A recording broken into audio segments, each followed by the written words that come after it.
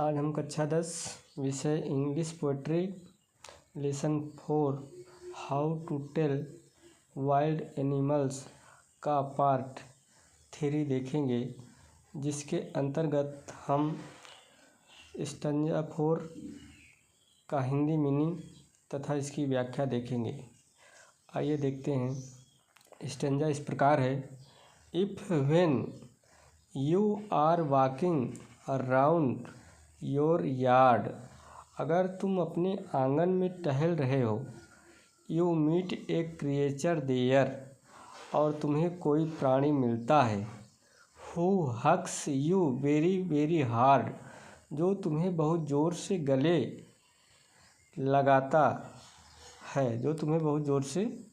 लगाता है, be sure it is a bear, तो निश्चिंत हो जाओ कि वह भालू है।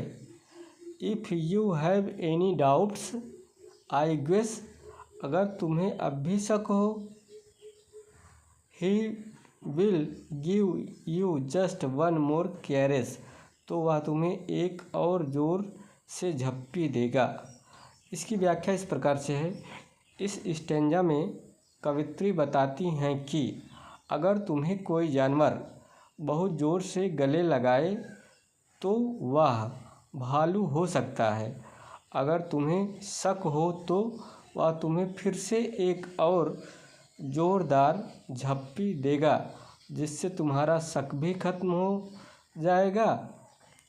यह स्टैंजा मजाकिया ढंग से भालू की पहचान को दर्शाता है, जो अपने मजबूत आलिंगन अर्थात गले लगाने के लिए जाना जाता है। अब आगे हम देखेंगे स्टैंजा नंबर 5। तो 5वां स्टैंजा इस प्रकार है। दो to distinguish beasts of prey, हालांकि शिकार करने वाले जानवरों को ए नोविस माइट नॉनप्लस, पहचानना एक नए व्यक्ति के लिए कठिन हो सकता है। द क्रोकोडाइल यू ऑलवेज में, लेकिन मगरमच्छ और हाइना को तुम इस तरह से पहचान सकते हो।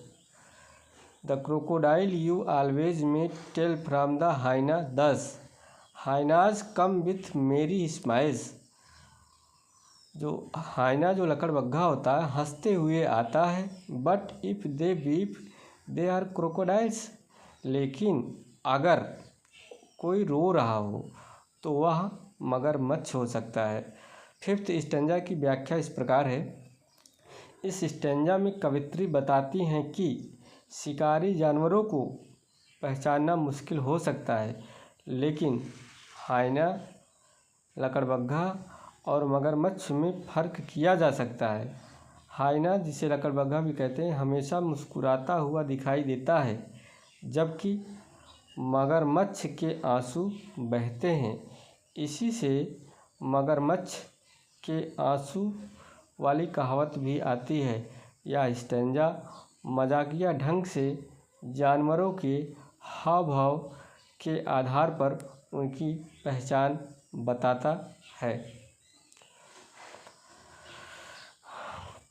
आगे हम देखते हैं स्टैंजा नंबर 6, जो कि लास्ट स्टैंजा है इस पोएम का। 6th स्टैंजा इस प्रकार है। द ट्रू चमेलियन इज स्मॉल, असल गिरगिट छोटा होता है। ए लिजार्ड सॉर्ट ऑफ थिंग, एक छिपकली जैसा जीव होता है। He has not any years at all, जिसके बिल्कुल भी कान नहीं होते। And not a single wing, और ना ही कोई पंख होता है। If there is nothing on the tree, अगर पेड़ पर कुछ दिखाई ना दे, टिस द चमेलियन यू सी, तो समझ लो कि वह गिरगिट है, क्योंकि वह रंग बदलकर छिप जाता है। अब 6ठे स्टैंजा की व्याख्या इस प्रकार है, देखते हैं। इस अंतिम स्टैंजा में कवित्री गिरगिट की विशेषताओं का वर्णन करती हैं। वह बताती हैं कि गिरगिट आकार में बहुत छोटा होता है और दिखने में छिपकली जैसा होता है। उसके ना तो कान होते हैं जिससे वह सुन नहीं सकता और ना ही पंखे होते हैं यानी वह उड़ नहीं सकता। कवयित्री मजाकिया ढंग से कहती हैं कि अगर पेड़ पर कुछ भी नज़र नहीं आ रहा है तो हो सकता है कि वह गिरगिट हो, क्योंकि गिरगिट अपनी रक्षा के लिए अपने शरीर का रंग वातावरण के अनुसार बदल लेता है। वह पेड़ की छाल, पत्तियों या आसपास के रंगों में इतना घुल मिल जाता है कि हमें वह दिखाई ही नहीं देता। यह स्टैंजा गिरगिट की अनोखी पहचान, रंग बदलकर खुद को छुपा लेने की कला को हास्यपूर्ण और रोचक अंदाज में दर्शाता है। बच्चों, इसके आगे हम देखेंगे एक्सट्रैक्ट बेस्ड क्वेश्चंस, अर्थात जो स्टैंजा होते हैं उस पर आधारित प्रश्न दिए गए रहते हैं, उनमें से हमको उनके क्वेश्चन के आंसर देने होते हैं। तो नोट देखते हैं। Read the stanzas given below and answer the questions that follow. तो पहला स्टैंजा है, if you should go by chance to jungles in the east and if there should to you advance a large and tiny beast, if he roars at you as you are dying, you shall know it is the Asian lion। Question number पहला है, who composed these lines। तो पहला option है W.B.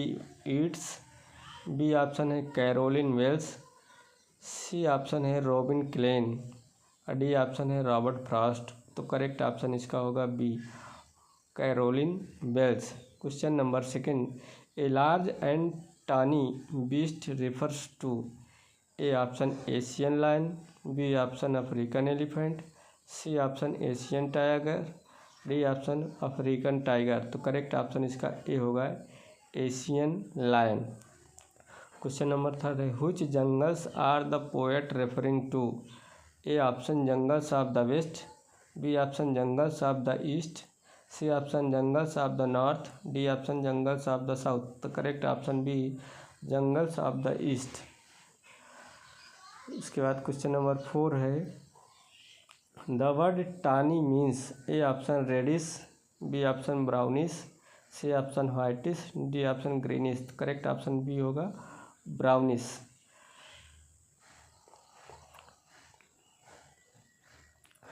उसके बाद B जो stanza second है, if some time when roaming round a noble wild beast greets you with black stripes on a yellow ground, just notice if he eats you.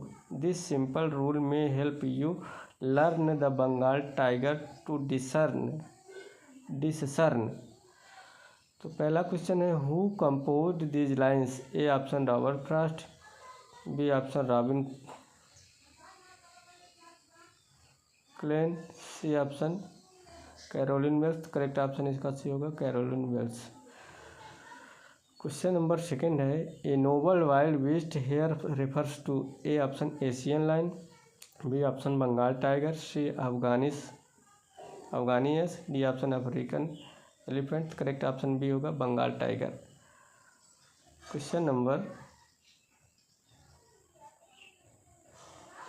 Third है, one characteristics of Bengal tiger is, A option yellow black stripes, B white black spot, C yellow green stripes, D green black spots. Correct option A होगा, yellow black stripes.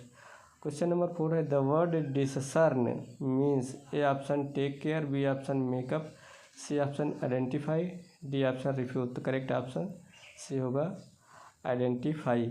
बच्चों, इसके आगे हम अगले part में देखेंगे। बहुत बहुत धन्यवाद।